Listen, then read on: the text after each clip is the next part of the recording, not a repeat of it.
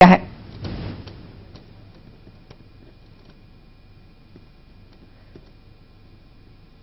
तो जंगलों की तस्वीरें भी हम आपको दिखा रहे हैं 29 लोगों की।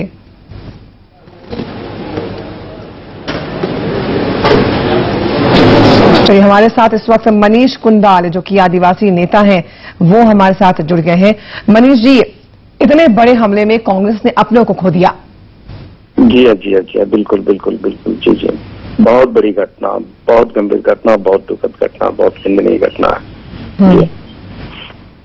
और मुझे लगा कि इसमें सरकार ने सुरक्षा तो कम ही दिया ऐसा लगता है, लेकिन साथ साथ में मुझे लग रहा है कि कांग्रेसियों ने भी कहीं लापरवाही किया है।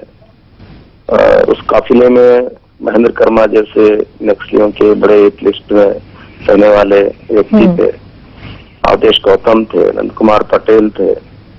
जब इतने इस टाइप के जो नक्सलियों के हिट लिस्ट में रहने वाले व्यक्ति जब जिस काफिले पे जा रहे थे तो उनको सुबह उसी रास्ते से आए और फिर बाद में उसी रास्ते पर जाना और लंबी काफिले के साथ जाना, ये मुझे लग रहा है कहीं आत्मघाती कदम भी है। कांग्रेसियों ने थोड़ा लापरवाही और कुछ ज्यादा विश्वास किया, वो घातक हुआ बहुत।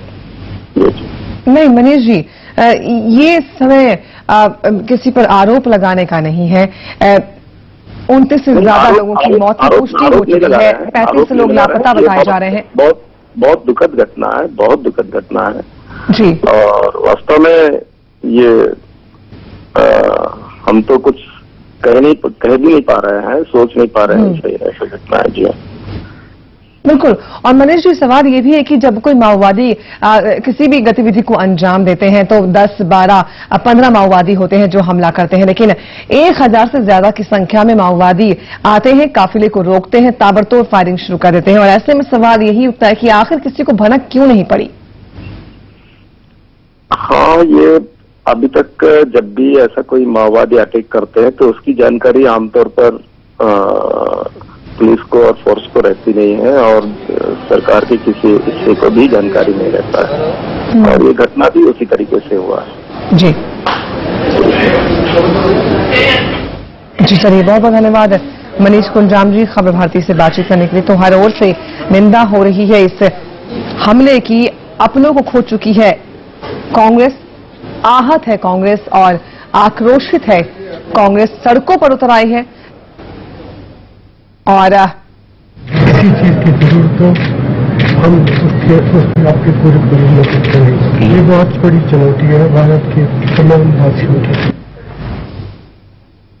तो सुना आपने, प्रधानमंत्री मनमोहन सिंह ने कहा कि आहत हैं और उन्होंने ये भी कहा है कि माओवाद से सबको मिलकर लड़ने की जरूरत है। फिलहाल मोर्चरी की तस्वीरें हम आपको दिखा रहे हैं जहां पर शवों का अंबार लगा हुआ है, पोस्टमार्टम जारी है। हमारे साथ मनीष कुंजाम आदिवासी नेता जुड़े हुए हैं। मनीष जी, सुना आपने, प्रधानमंत्री मनमोहन सिंह भी कह रहे हैं कि माओवाद जो है वो एक बहुत बड़ी समस्या हो चुकी है और सबको मिलकर लड़ना होगा इस समस्या से।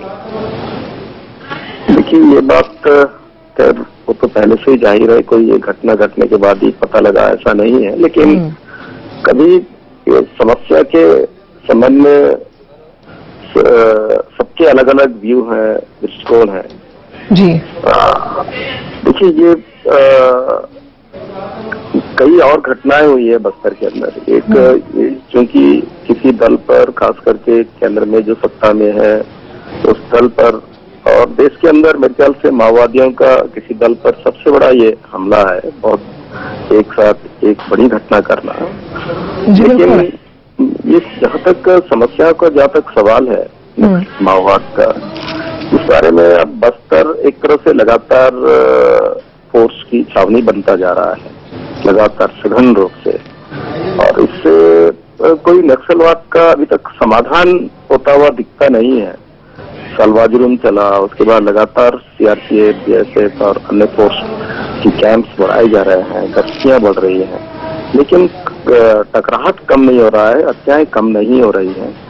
तो अब मैं समझता हूं कि अब सरकार को इस बारे में विचार करना चाहिए कि आखिर ये फोर्स बढ़ाने से टकराहट और बढ़ रहा है। जी।